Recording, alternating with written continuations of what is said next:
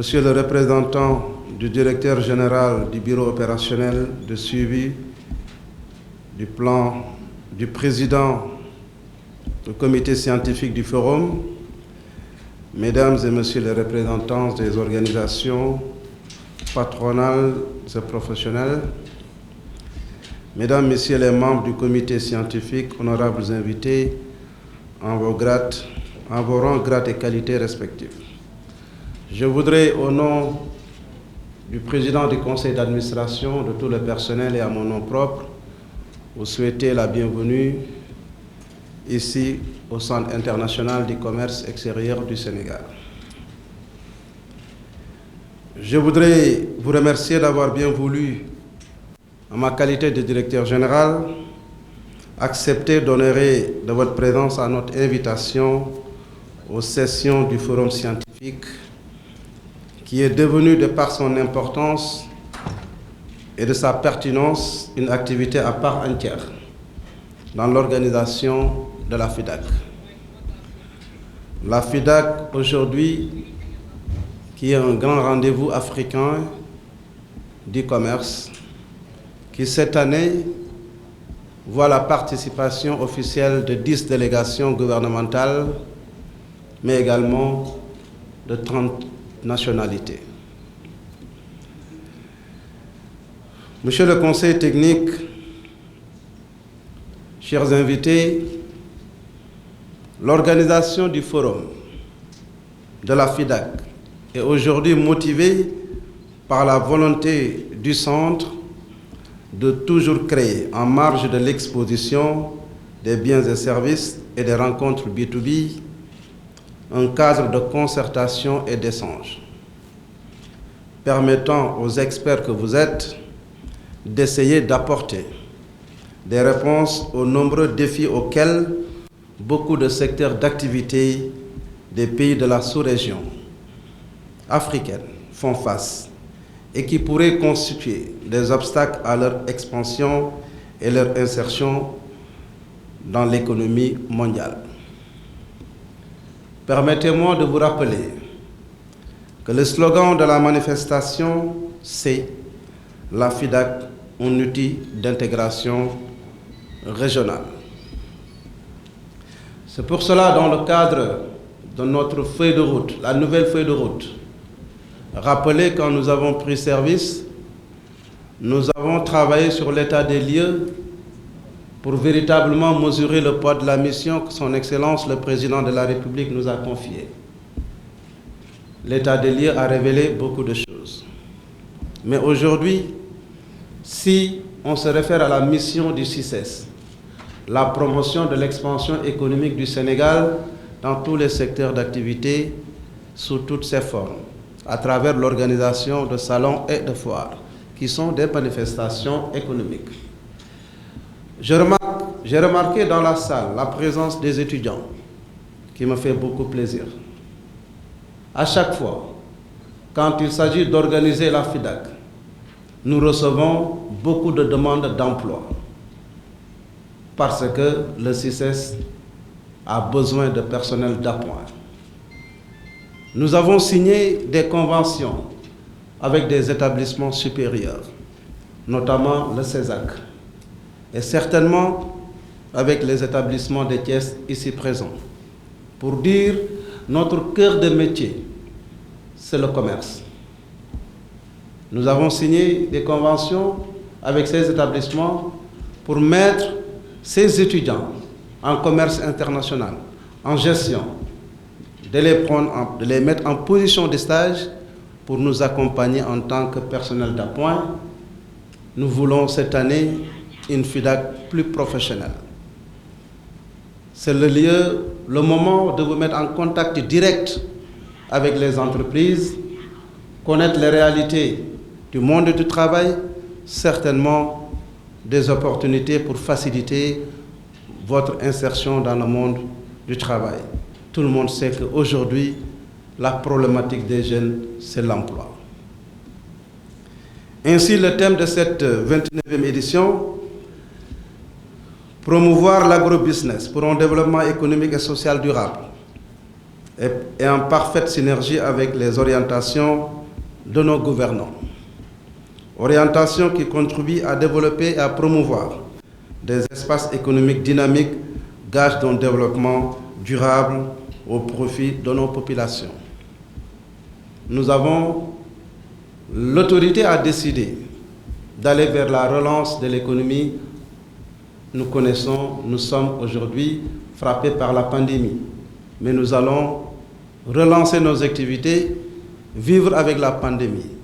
Et nous savons que la relance doit passer forcément par l'agriculture et ses sous-secteurs, notamment l'élevage, la pêche, etc.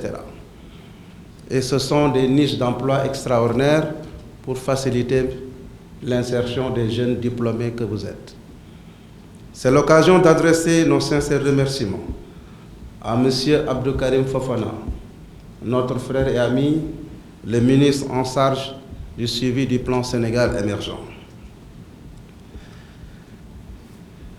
Je voudrais également remercier le directeur général du BOS, qui n'a ménagé aucun effort pour aujourd'hui diriger cette commission, le comité scientifique et tout son personnel.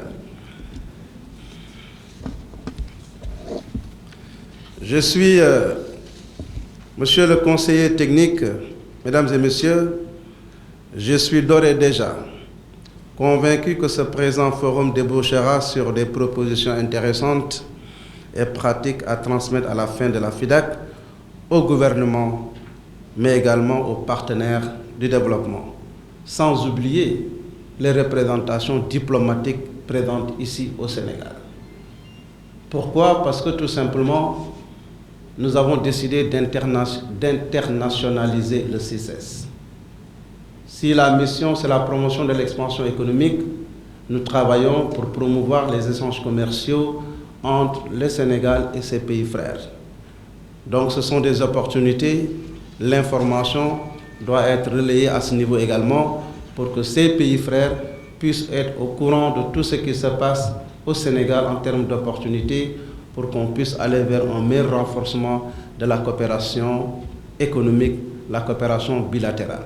Je vous remercie de votre aimable attention. Merci. Bonjour à toute l'assistance.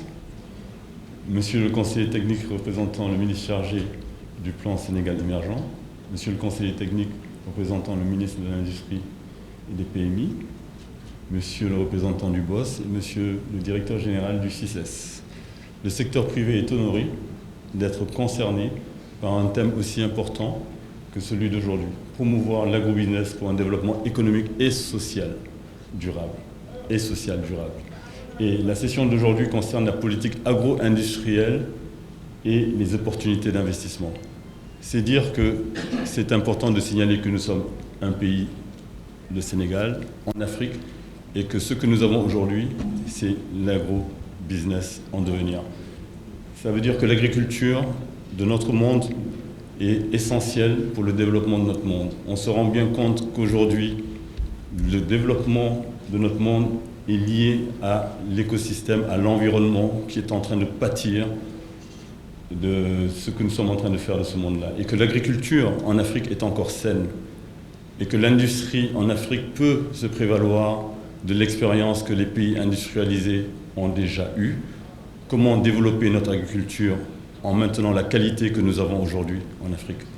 L'Afrique regorge de produits de qualité. L'Afrique regorge de matières premières. Il n'y a pas un président aujourd'hui européen, américain ou asiatique qui ne vienne en Afrique sans son aéropage de chef d'industrie. Pourquoi? Parce que nous avons toutes les matières premières. Et parmi les matières premières que nous avons l'agriculture. Et nous avons des matières premières de qualité parce qu'elles n'ont pas encore été polluées. Et nous devons conserver cette qualité-là que le monde nous envie. Alors, comment conserver cette qualité que le monde nous envie? En faisant en sorte que notre industrie conserve cette qualité au final. C'est ce que nous, secteur privé, devons faire. Et nous avons aujourd'hui le plaisir d'être accompagnés par la partie publique. Et un forum scientifique, c'est un forum qui doit donner des résultats. Comment est-ce que demain, cette Afrique-là aura une industrie qui sera capable de proposer des produits de qualité. La qualité est ce qui fait la différence. Nous n'avons pas aujourd'hui la qualité et pourtant, nous commençons à convaincre nos consommateurs. Il n'y a pas si longtemps, aucun Sénégalais n'achetait de l'eau minérale sénégalaise. Il n'y a pas si longtemps, aucun Sénégalais n'achetait de vêtements sénégalais. Il n'y a pas si longtemps, les Africains ne faisaient pas confiance à la production locale. Aujourd'hui, nous, industriels, nous, acteurs du secteur privé, sommes en train de prouver que nous sommes capables d'avoir des produits de qualité. Nous sommes en train de le prouver à nos consommateurs et nous devons le prouver à l'international. C'est pour cela qu'un forum scientifique comme celui-ci, qui doit donner des résultats, doit nous permettre de donner confiance en tout ce qui concerne le consommateur et les acteurs. Et les jeunes étudiants qui sont là doivent être fiers de pouvoir espérer, et pas seulement espérer, mais trouver de l'emploi. Et nous, secteur privé, sommes là pour cela, créer des emplois durables. C'est pour ça que j'insiste sur le social et durable. Des employeurs qui sachent respecter leurs ressources humaines. C'est important que nous, acteurs du secteur privé, soyons aussi capables d'être respectueux des règles du droit et de l'État. Que nous soyons capables de respecter le fisc, que nous soyons capables de respecter le droit social, que nous soyons capables de respecter nos ressources humaines et que nous soyons capables demain d'exporter nos ressources humaines et pas d'importer des ressources humaines. Voilà, nous, secteur privé, nous sommes engagés et nous espérons que cet engagement mutuel dans le cadre du partenariat public-privé ne sera que plus fort pour le Sénégal, pour la Casamance que je représente, pour l'Afrique. Merci beaucoup. Je suis Serigne Ahmadou Bamba Sy, coordonnateur du pôle de suivi des projets et réformes phares au niveau du bureau opérationnel de suivi du plan Sénégal émergent. Le bureau opérationnel de suivi, c'est la delivery unit, disons, du plan Sénégal émergent. Alors, cette rencontre, qui est le forum scientifique, a été organisée dans le cadre de la foire internationale de Dakar. Et le sujet, comme vous l'avez vu, porte sur la promotion de l'agrobusiness pour un développement économique, social, durable. Et l'objectif de cette rencontre, aujourd'hui, comme vous le savez, nous sommes dans un contexte de Covid-19 et le gouvernement a adopté un plan d'action prioritaire ajusté et accéléré dans lequel la question de la souveraineté alimentaire, la souveraineté industrielle occupe une place centrale. Donc je pense que le thème de cette année au niveau du forum scientifique est pertinent et vient à son heure. Vous l'avez entendu dans les interventions du ministère du Développement industriel et des petites et moyennes industries. Aujourd'hui, dans le cadre de la stratégie d'industrialisation du Sénégal, il y a le projet phare 5 agropoles intégrés. 5 agropoles, pourquoi? Parce qu'on veut véritablement accompagner le développement territorial. C'est pourquoi un agropole est prévu dans les régions sud, à Ziguinchor, à Sédhiou et également à Kolda. Et un agropole est prévu à l'ouest, Dakar et Thiès, un agropole au centre pour les régions de Diourbel, de Kaolack, de Kaffrine et de Fatick, un agropole pour les régions nord et un agropole pour l'est. Donc c'est vous dire que tout le territoire sénégalais sera couvert par ces 5 agropoles. Nous avons également vu d'autres aspects du plan de relance de l'industrie qui a été récemment développé par le ministère de l'Industrie et qui place au cœur de cette stratégie le développement des collectivités territoriales, la création d'emplois, l'aspect inclusif. Les femmes et les jeunes sont évidemment les premiers à être concernés. On a besoin aujourd'hui de créer des emplois pour la jeunesse. On a également besoin de plus d'inclusion des femmes. Comme vous le savez, son Excellence, Monsieur le Président de la République, tient à ce que les femmes soient associées à toutes les initiatives économiques, sociales, politiques, etc. Donc, dans cette dynamique, les femmes et les jeunes occuperont une place importante. Vous l'avez entendu dans la présentation de tout à l'heure, 50% des emplois seront des emplois pour les femmes et 40% pour les jeunes au niveau des agropoles. Alors pour ce qui est du financement, aujourd'hui, 2 agropoles sont en train d'être opérationnalisés. Il s'agit des agropoles du sud et de l'agropole du centre. Pour l'agropole du sud, le financement est bouclé. La partie, en tout cas, que l'État du Sénégal doit financer a été bouclée avec le concours de la Banque islamique de développement et de la Banque africaine de développement. Et pour l'agropole centre, nous avons pu bénéficier de l'accompagnement de notre partenaire belge, Enabel. Donc aujourd'hui, ces projets vont bientôt être lancés Donc pour l'Agropole Sud, les travaux vont démarrer d'ici le 20 décembre, je pense, et pour l'Agropole Centre, d'ici le premier trimestre 2022. Donc aujourd'hui, ces agropoles sont en train d'être lancés.